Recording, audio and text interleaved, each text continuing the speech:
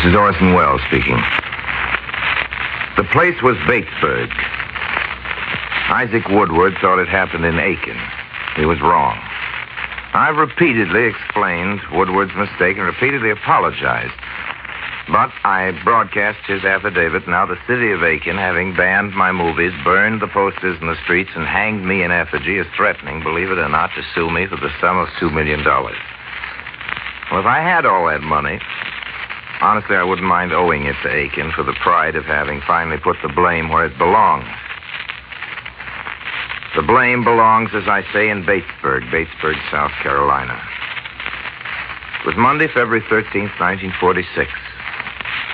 A minister and several workmen saw the police chief of Batesburg and a highway patrolman pouring buckets of water over the head and body of a soldier who had been arrested the night before. What the policemen were washing away was blood. And between each bucket, they stopped and asked the soldier, "Can you see yet?" Each time, the soldier answered no. The soldier was a Negro. We know now that his name is Isaac Woodward, and that police chief had beaten him the day before and blinded him with a blackjack. When I stumbled on the story several months later and brought it to public attention on this program, the name of the guilty policeman was unknown, and it looked as though it always would be. I promised to get that name. I have it now. The minister and the workmen provided our investigators with one clue, and there were other clues. All led to a single man. All clues led to Mr. M.L. Shaw, chief of police in Batesburg, South Carolina. Now we have him. We won't let him go. I promised I'd hunt him down. I have. I gave my word I'd see him unmasked. I have unmasked him. I'm going to haunt Police Chief Shaw for all the rest of his natural life. Mr. Shaw is not going to forget me. And what's more important, I'm not going to let you forget Mr. Shaw. Now, here's a letter. It goes like this. Well, Mr. Wells, you've just lost yourself an ardent fan. That little speech you made on the radio about that Negro got his eyes poked out, did it?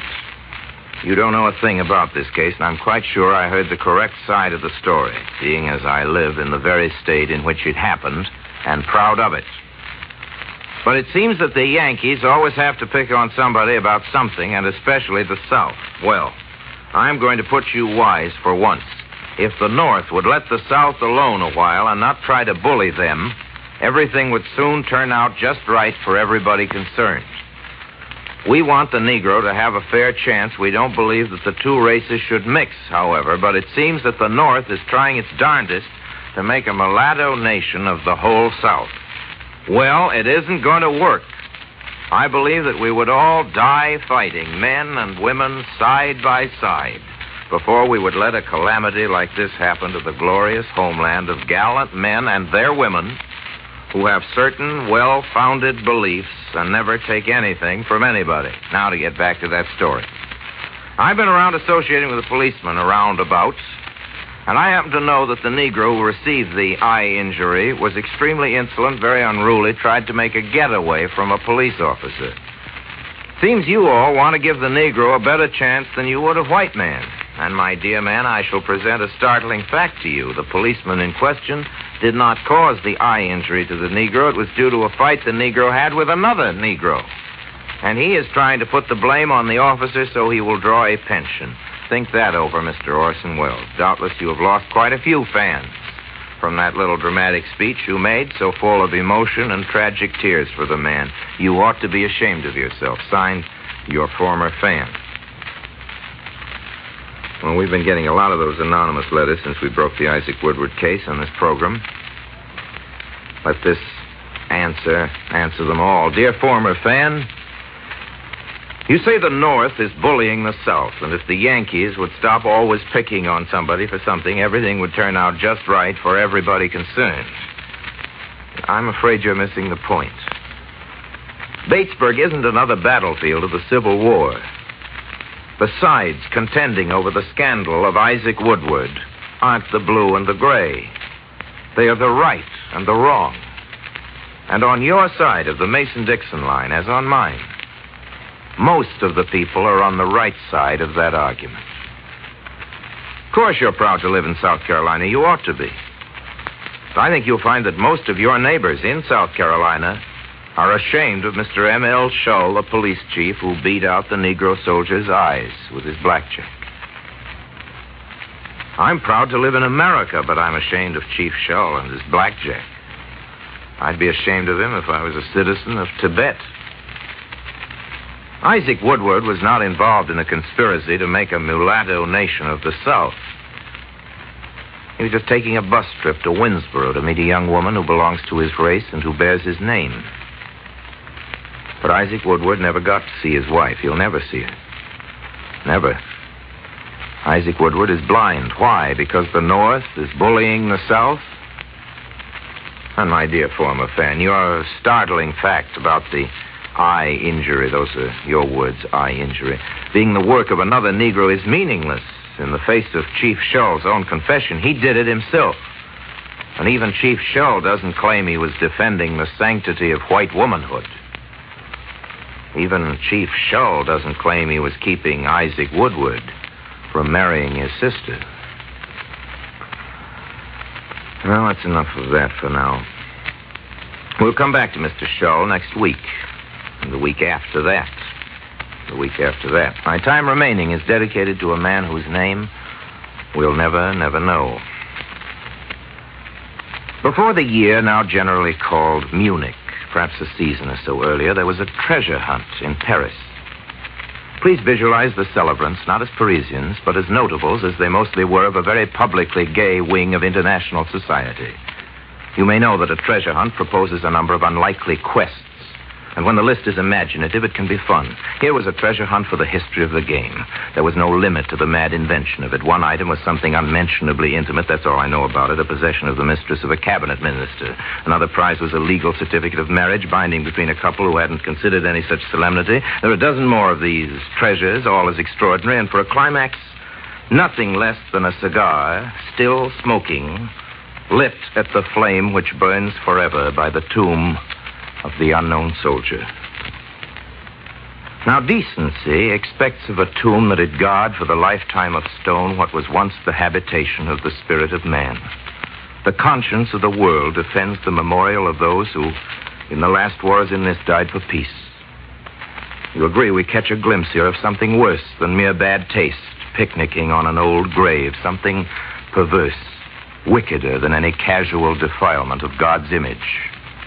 Only another bad piece could make anyone laugh at a dead soldier again. Of course, whoever lit his cigar from that flame may have thought the unknown soldier wasn't anybody he knew. It's true there isn't anybody in particular to mourn for the man who is buried there, so everybody mourns for him. The mocker can't have known that he profaned his brother's grave, but how could he forget? The sense of man's brotherhood is all that can sustain the human spirit for the loss of God. And this man had no God. By what did he live?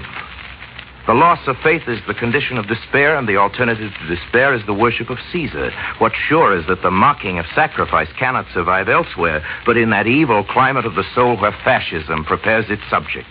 Very probably the man with the cigar was one of these prefabricated pagans who rode the joyless carousel of the 20s and 30s, one of those, you know, who doubted if anything is ever really bad or really good. If the man with the cigar is alive, he may have changed his mind. It's possible he found something bad enough to fight. He may even think that something good is real enough to defend. I think we know these things, but never say them enough. Bad and good have been at war, God knows, since the first morning of the world. Men do the fighting. If they didn't, this planet would be nothing better than a zoo. Faith is the tinder of man's greatness. So long as he shields it from despair, he's going to keep the gift of fire. There's one choice, no more. One choice and no exemptions. Those who believe this recent war can be the last are those who won it. Those who lost suppose that war itself breeds without cure in the nature of all people. These are the same who fattened on this war. They are the same who plan the next one. The slaves doubt their kind's capacity to learn and change. The slavers curb with doubt the people's righteous will to abide by its own laws. They are all the same. We have this to be glad of. These who are of little faith, the blasphemers, experts in chaos, or the sick in spirit, These who can't, who won't affirm the plain, magnificent decency of human folk, all such on this our brightening world are rallied in the shadows now under the banners of despair. Defeat is their profession and their destination. Victory rises even today before the men of faith. This last war might have been the last war. If it was, and only if it was, we'll know the world's first peace. But let's have an end to the old stalemates and manipulations. The people want a government of all their nations, the chance to know each other better, to visit neighbors and make friends. They want open borders. They want everything printed in the newspaper so that they know whether they like what's going on or whether they don't. They're tired, the people are, of secrets and spies. They're tired of striped pants.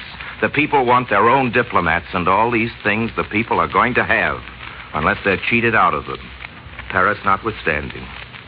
If free men who fought for freedom aren't going to be allowed to destroy fascism, if anything that looks like fascism is suffered to sit down among us, the cynics will be right again. An ordered world where everybody's free to prosper and improve is still a far-off dream.